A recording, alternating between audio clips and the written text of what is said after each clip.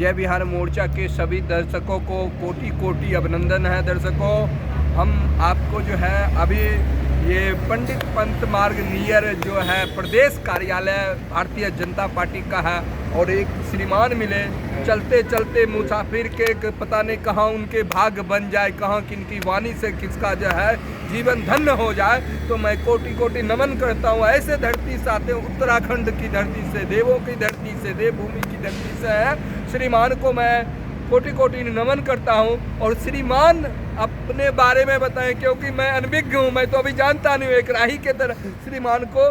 श्रीमान, आपको स्वागत है हमारे चैनल में। आप अपना नाम और आपसे हम एक चीज़ जानेंगे। जो जनरल प्रमुख थे बिपिन रावत जी, जो शहीद हो गए, उनको मैं श्रद्धांजलि देता हूं।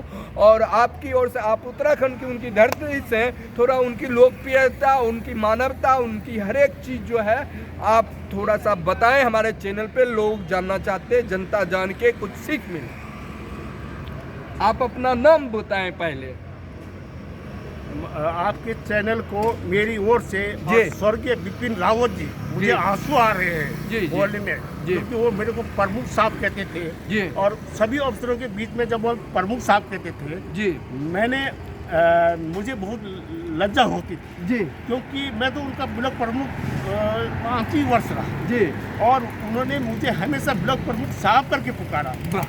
और ऐसे महान पुरुष के लिए मैं भी शर्मिंदा हूँ, क्योंकि उतने अफसरों के बीच में वो मेरे प्रमुख साहब जब कहते थे तो मेरा तो गर्व से सीना चौड़ा होता था, क्योंकि एक सीडीएस, एक चीफ जनरल, जिसने सारी फौज को सुधारा, और जिसने फौज के प्रत्येक जहाज को, प्रत्येक मशीन को, प्रत्येक गन को ठोकर मार के सुधारा। ये खराब क्यों है? खराब है तो उसको कबाड़ी में बेचो, नया लाओ। जिसने इंडिया गेट में एग्जीबिशन भी लगाई, और विशेषकर वो अफसर ऐसा था जिसने कहा, माननीय मोदी जी, भारत देश में ये तभी सुधरेगा और हिंदू राष्ट्र तभी बनेगा जब यहाँ 2.5 युद्ध समाप्त होगा। तो 2.5 युद्ध का मामला क्या था? एक पाकिस्तान, दूसरा चीन, और आधा हमारा जाति और धर्म का युद्ध। सही। तो इसलिए 2.5 युद्ध का जो उनका मुद्दा है वास्तविक सत्य था। उनका कहना था, जिस प्रकार मैंने सर्जिकल स्ट्राइक करके समस्त आतंकवादियों का डेरा समाप्त किया, उसी प्रकार माननीय मोदी जी, मैं आपका चीफ जनरल हूँ, और तीनों फौजों को मिलाकर मैंने सीडीएस बनाया है, सीडीएस चीफ हूँ। इसलिए आप मुझे आज्ञा देते हैं तो मैं 1 हफ्ते में पूरा पाकिस्तान खाली कर दूंगा, और 1 महीने में पूरा चीन खाली कर दूंगा। भारत का जब क्षेत्रफल बढ़ेगा, तो जब भारत का क्षेत्रफल बढ़ेगा तो चीन में हम मुल्ला देश बनाएंगे, पाकिस्तान में हम रावलपिंडी में गुरुद्वारा बनाएंगे, और हम इन जो ईसाई, जिनको इजराइल के ईसाई नहीं मानते, उनको भी हम चीन में असली यीशु बनाएंगे। पूरे भारत का क्षेत्रफल जितना है, इसमें सब मंदिर बनाएंगे, तभी हिंदू राष्ट्र बनेगा। और मैंने उत्तराखंड का आंदोलन लड़ा है, राम मंदिर का आंदोलन लड़ा है। जो उत्तर प्रदेश के मुख्यमंत्री माननीय योगी आदित्यनाथ जी हैं, वो ग्राम पंचूर के मैं पाटली का हूँ, भरत मंदिर इंटर कॉलेज ऋषिकेश के हम सहपाठी भी हैं। 1 साल हम काली ढाल ऋषिकेश में साथ रहे हैं। भाई साहब जब कोरदार में आए थे बीएससी करने के लिए, तो मैं उस समय राम मंदिर आंदोलन चरम सीमा पे था।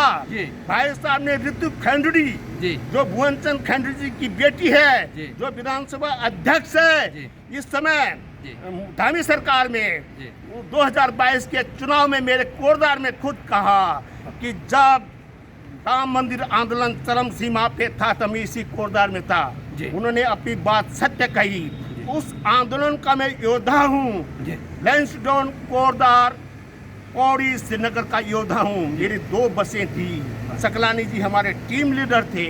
अजय सिंह बिष्ट उनका गांव का नाम है। जब वो जोगी हुए तब गोरखपुर से योगी आदित्यनाथ बने।